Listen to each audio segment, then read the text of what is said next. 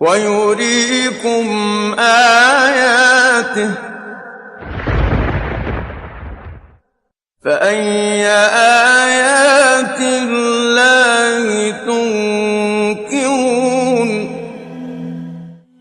Regardless of whether or not believe in God, most scientists agree that the cosmic codes appear to exist. Everything in the universe is determined by the fundamental forces of nature. The strength of those forces are characterized by numbers called fundamental constants that are so sensitive that if they change by just a little bit, the universe as we know it wouldn't be here. It seems, and we don't completely understand why, that the laws of physics, laws of cosmology, laws of how the universe evolved, seem to be very special. Of course they're special. Everybody would expect them to be special, but they're special in a way that's unexpected.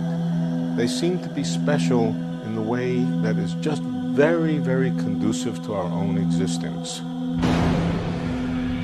For example, if the rate of expansion of the universe right after the Big Bang had changed by 1 part in a quintillion is 1 with 18 zeros after it, the universe would continue to expand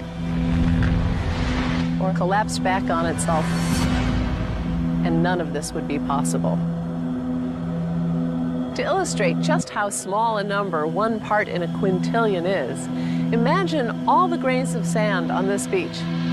In fact, imagine all the grains of sand in all the world's beaches.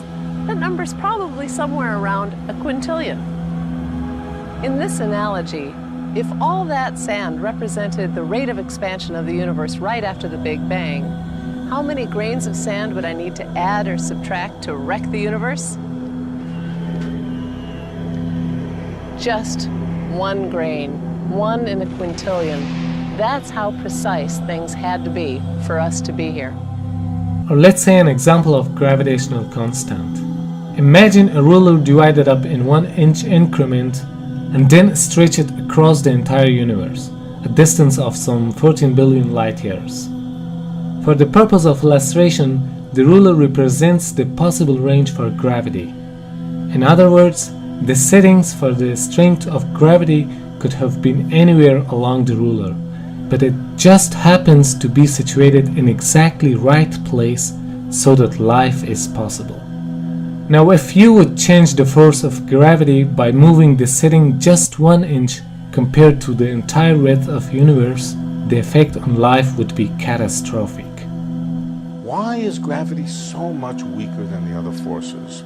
Well, we don't really know, but here's what we do know. If it were just even a little bit stronger, stars would burn out too quickly, they wouldn't live long enough for life to evolve. Instead of stars, instead of galaxies, we'd have black holes. We can't live in a black hole. I mean, science fiction, maybe you can live in a black hole, but we can't really. An early example comes from the great astronomer Johannes Kepler, who was obsessed with understanding a different number, why the sun is 93 million miles away from the Earth. And he worked for decades trying to explain this number, but he never succeeded. Why do we humans find ourselves on a planet at this particular distance instead of any of the other possibilities? And again, that's a question we can answer. Those planets which are much closer to a star like the sun would be so hot that our form of life wouldn't exist.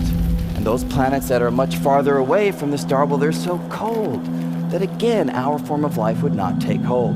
So we find ourselves on a planet at this particular distance simply because it yields conditions vital to our form of life. So everything seems to be almost on a knife edge, that if you were to change the rules of physics, the laws of physics, even a little bit, the world as we know it wouldn't exist. I don't reject the possibility that there may have been an intelligence that in some way or another was involved in the creation of the universe. I don't reject it, not at all.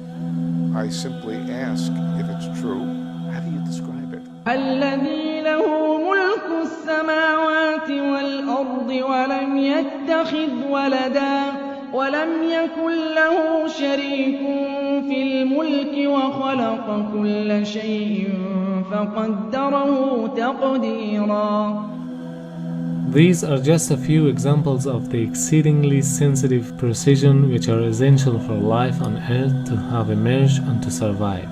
Yet even these examples are sufficient to definitely reveal that the Earth and the universe could not have come to being as a result of a number of consecutive coincidences. The concept of precision that began to be implied in 20th century is a further evidence of Almighty Allah's creation.